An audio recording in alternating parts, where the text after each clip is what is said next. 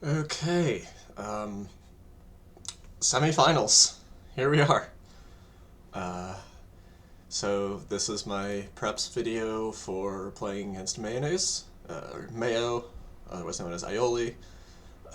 My opponent for for the semifinals of the Not So Casual Pokemon League. To start off, Mayo is a really great player, big Gen 3 fan from what I've heard, but also a very good draft player, obviously, making the semifinals. And whether we win or lose, I hope it's going to be an exciting and fun set to watch. Okay, so getting into the team preps. My team, as usual, same deal. Zoroark for offense, some other fun picks, and then that big like hazard stack with Goldango to just kind of wear down teams over time, get some really nice defensive synergy with Tinglu, Toxapex, and Goldango. And then some other picks to round out the core. Mayo over here is cooking this mostly balanced squad. Meowscarada, he's got a lot of, I would say, almost like counter picks. Like Meowscarada is phenomenal against offense usually, although it's pretty good versus my defensive options because Goldango's weak to dark, Tinglu's weak to grass. It's not great versus Weezing Galar, but I can't really bring it. I don't really think it's great otherwise. It's kind of like mid versus Toxapex. You know, Toxapex doesn't resist its stabs, but also it's not weak to anything, and that Meowscarada has, and it's super bulky. Um, Gouging Fire is sort of this just like big goober wincon setup sweeper. You can never one shot it, and it's just gonna get a Dragon Dance. It's terrifying. It's horrible. I have Haze Toxapex for it. Well, we'll get into the team building later, but this and Tinglu are like kind of good, kind of okay answers, but they're not really okay enough. I kind of think Gouging Fire should be banned, but whatever. It's super crazy good. Um, Zapdos, just very solid, usable defensive piece. Also, for those who saw my last week's game, Gouging Fire and Zapdos were both on the team I played last week, so gonna a little repeat of that. Um, then we have Vaporeon as kind of just like a Wish Passer, Scald, defensive water type, just kind of does that job. Nidoking, he hasn't really brought it very much overall, however, I think it's really good versus my team. It's just, I have a lot of slow Pokemon, it's just faster than Goldango, I have a lot of ground weakness, and then my stuff that isn't weak to ground, like Weezing Galar, kind of just gets rolled over by Sludge Wave, Rotom gets hit by Shadow Ball, there's just, Zarude, Preterra, Gorgeist both get rolled over by Sludge Wave, it's just not a good look into Nidoking. Very scary Pokemon for me. Yeah, I just don't really have a great answer to that. So I fully expect Nidoking to come. Um, Weezing Galar, I don't think is great versus me. You know, Ghost type, Steel types, a lot of special attackers. I don't really think it's gonna come. Mega Aggron could come. It's interesting. Like it's very good against Zarude, who's kind of my biggest threat. Though I could go Fighting type if it does come, which might make him a little less likely to bring it. But also, it's like not doing anything to Toxapex. If I were to bring Weezing Galar as my defogger, it'd be kind of crap because like Mega Aggron can set rocks and then use Steel type moves. So I could see him bringing it to kind of like answer Zarude, sort of ish answer Goldango and be a check there. But I'm not sure. I think I would put odds slightly against him bringing it, but it's not impossible. Diancie is a pretty scary Terra Captain, mostly because my team doesn't like fairy types in general, and the ones who are okay with it, like Goldango, Toxapex, don't do well against Terra Ground. So that sort of ground fairy combo, which is really good in a vacuum, is especially good versus me. I might have to consider going Grass, Terra, Zarude in future games. Espeon also could definitely be a problem. I did a prep game where I got smoked by a Fairy Calm Mind Draining Kiss set. Goldango's good if it doesn't have Shadow Ball, but if it's going to do a Calm Mind set, it's probably just Calm Mind, Draining Kiss, Shadow Ball, and Psychic move. Also, my team is more weak to Psychic than most because of Toxapex and Weezing, and potentially fighting Zarude, so I think Espeon's very likely, and I think Audino's crap and not coming. Like, it's not the worst Pokemon ever, you have Heal Bell Wish and all that, but I just don't think it's great for me. So, kind of going over what he has and what I'm thinking is likely to come. We've got Gouging Fire, Meowscarada, Zapdos. I'm almost certain all three of those are coming. Vaporeon, I'm kind of 50-50 on, maybe, maybe not. Nidoking, I think, is very likely. So it's like 4 that I think are super likely, and then I think Espeon's really likely, so it's like I think 5 that are super likely. And then the 6th one could be Diancie, Aggron, Vaporeon, Weezing. I could get any of this. Probably not Weezing, so maybe Vaporeon, Aggron, Diancie. So as for what I've built for this matchup, I've got kind of my usual 5 that I bring to most games. And then I usually bring Weezing Galar, but I brought Rotom. I'll go over that in a minute. But starting with Ting-Lu, it's just an incredible Pokemon. I bring it basically to every match. Rocks, Earthquake. I did Sleep Talk Rest because Mayo as a player really likes Toxic.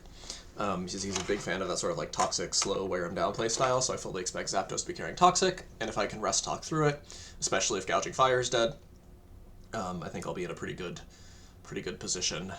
If Espeon isn't Calm Mind and Gouging Fire dies, well, I guess also Meowscarada has to die. It's not amazing, but the set's, I think, pretty solid overall. We'll see. I mean, if it's really bad, game 2, I'll adjust and add in more moves. Goldango is just a defensive, it's just a defensive, especially defensive set, but it's got Nasty Plot Recover. The idea is I can sort of tank Pokemon like Vaporeon or non-Calm Mind Espeon repeatedly, and then try to just break through with Nasty Plot. Maybe live like a single Nidoking hit. Actually, let me calc that to make sure. Nidoking. Yeah, from full health. So if I get a Nasty Plot, I need to trade 1 for 1. That could possibly be worth it against Nidoking. I could do like Shuka Berry in future games. Could be interesting if Nidoking's like a big problem. Toxapex is my main check to these two, Gouging Fire and Meowscarada. It's just super defensive, Rocky Helmet, max physical bulk, not trying to do anything fancy, just Toxic Recover, Haze through boosts, just stop these two, because they're really scary for my team otherwise, so that's the only reason Pex is here. Zarude I actually kind of went back and forth on for a bit.